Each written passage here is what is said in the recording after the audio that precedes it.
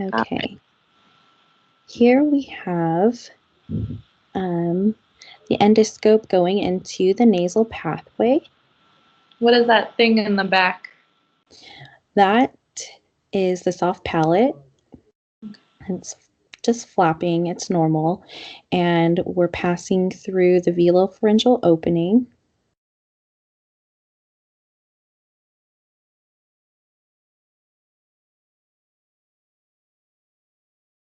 Right there, and we're going to look at the superior pharyngeal view.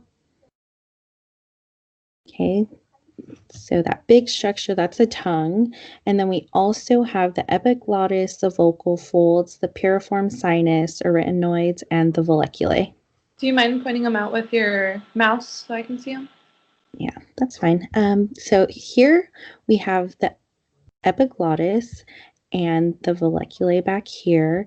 This is the arytenoids, and then the piriform sinuses on each side, and then trying to get a good view of the vocal folds, the things that are opening and closing in the middle, right here, the white, that is the vocal folds. Okay. And what was behind the vocal folds? Okay, That so little hole back there. when it opens, that's trachea. So Oh, the vocal folds, they open and close, and into the vocal folds, that's the trachea down there. And then we use a stroboscope with you. okay. And what a stroboscope is, it sees the vocal folds in slow motion. So we're looking at your vocal folds right here, and they're moving pretty healthy. They look good.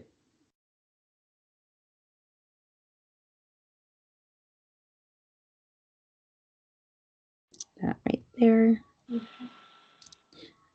And then the swallow with bolus. What's a bolus?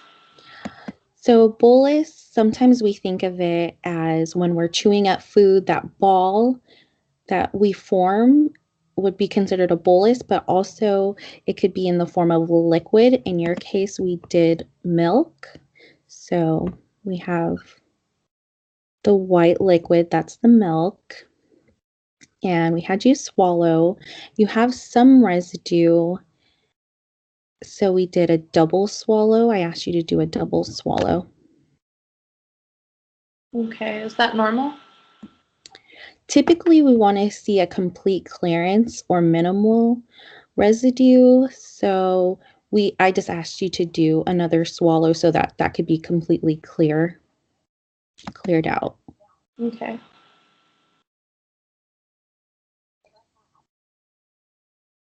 Okay, and then you see, you still have a little bit of residue if you see the white. Okay. Yep. And do you have any other questions? I don't. Thank you so much. Okay, thank you. Okay. I'll screen share with you. Okay. Do I have to stop screen sharing? I don't think so. I think it can just switch. Okay. Okay, I think I. Can you see my screen? Yes, I do see it. Let's see if it'll go through. Maybe not. All right. So we have the endoscope, and it's going in through your nose. And we have the soft palate coming up there. And then we have some structures that we can see kind of well. Maybe if I back up a little bit, you can see them a little bit better. Can you see them well? A little bit. There we go. It's kind of lagging a little. Yeah, it's a little blurry. It'll get more clear, but I'm just going to point out a few structures. So Okay. we've got the epiglottis right here, this U-shaped thing that's kind of white. And then we've got our vocal folds right here, our aryepiglottic cartilages right here, those two little balls. Your trachea right here is that black hole. You've got your piriform sinuses. Okay. Right And does the liquid go down that hole, the trachea you mentioned? It doesn't. No, I'm actually going to push the camera kind of close to your esophagus. So your esophagus is where all your food goes, and you've got your UES, your upper esophageal sphincter, kind of really tight, which is how it's supposed to be. until you swallow. So we're going to kind of mock a swallow, and then we see your esophagus right here. Okay. And how does my esophagus look to you? It looks very pink and healthy. There's no fluids, so that means that all the food that you had before got cleared. I'm going to pull it out. Why was the camera turning white earlier? So it turns white whenever it gets pushed up against any tissue, any part of your throat, because there's a light so that we can see the structures inside your throat, because obviously it's dark in there. So we want to have a light on the end of our endoscope.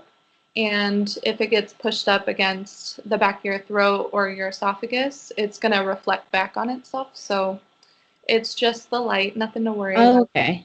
Yeah.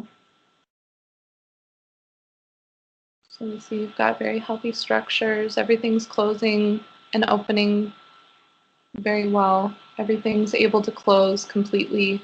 Okay. So it looks normal, the movements that it's making? Yeah, it looks absolutely normal. Okay. So what we're going to be looking for here is that your epiglottis is going to fold over. Ooh, let's see if it'll close. Your epiglottis is going to fold over. So these cartilages are going to come together kind of like this. Your vocal folds are going to press together, and then the epiglottis is going to fold down over them, kind of like a blanket. And all the liquid is going to pass behind and over back into your esophagus, that portion that we were looking at before. So Okay, so that's what the epiglottis does. It kind of just covers it. Yeah, it covers. It kind of protects everything. Okay. It's our last line of defense to try to keep liquid out of our airway, out of our trachea. Okay, and then what happens if liquid gets into the trachea? If liquid gets into the trachea, it can cause pneumonia. So if any type of foreign substance gets into our lungs, it can cause pneumonia.